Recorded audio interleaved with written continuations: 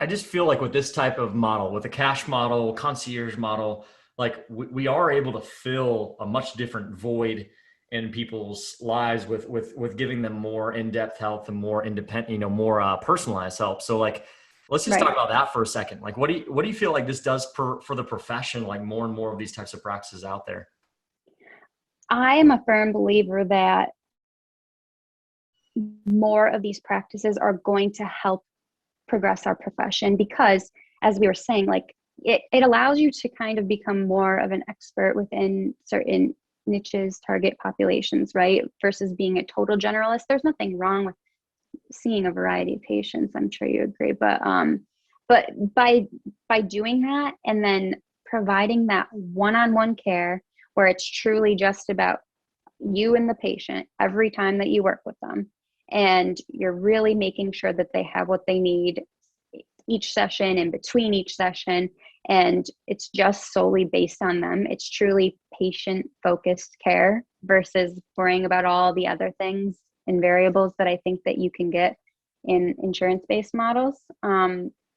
I just think that only good can come from that, and I think it's been proven. I haven't had anyone, and I don't know anyone that practices with this model that has had a patient complain about it. If anything, it's, I wish that I had known about this sooner, or this is what I like better. I like this better than, my previous experience, because I've gotten a lot more value from it, and I've gotten better, and it's lasting longer, all those things. Yeah, I think it for sure, and even in my own experience, it raises in the patient's eyes what we're able to truly do for them. And Right. when my clients look, by no means, I know that us as physical therapists, we're not looking to replace a physician. Like we don't, that's totally out of our scope, and people need to see that. But when a client trusts you just as much as their physician does, Yeah. that's a lot different. And that was something that was lacking for me when I was hopping around from job to job to job in my first 4 years as a therapist. Was just that didn't really feel like, it was just people came in to see me in the clinics because they had to, and they weren't super excited about it. And there was, like you said in the beginning, there was a to a level of disrespect, right? Yeah. And Mhm. I think with this type of practice, with being able to really create deep bonds with patients in their homes, and work with them on, and for an extended period, that you're able to, you're really able to create a relationship that's much more meaningful.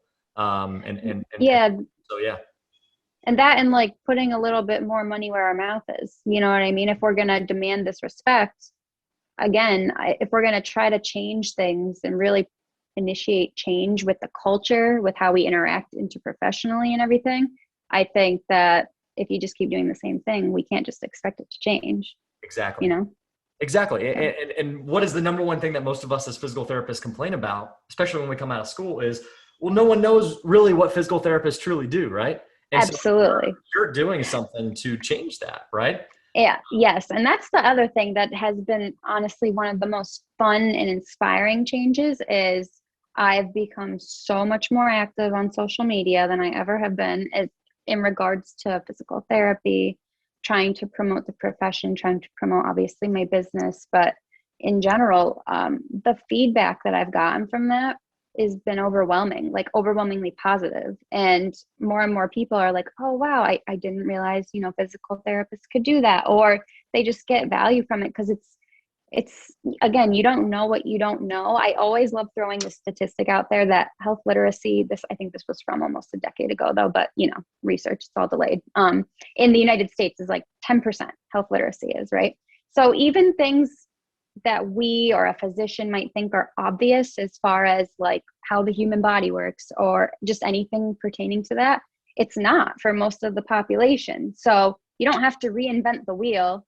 And the other big thing that you taught me, Josh, was, speaking on the level of your audience, keeping your audience in mind. Because if you're just going to try to prove your knowledge and your worth by throwing all of these fancy terms, supination, donning off, like just all of the jargon that we're taught, which obviously you're going to document, but no one else knows what that means. So if you're going to you got to talk to them like it's I don't know, a friend or a family member versus, clinician to clinician.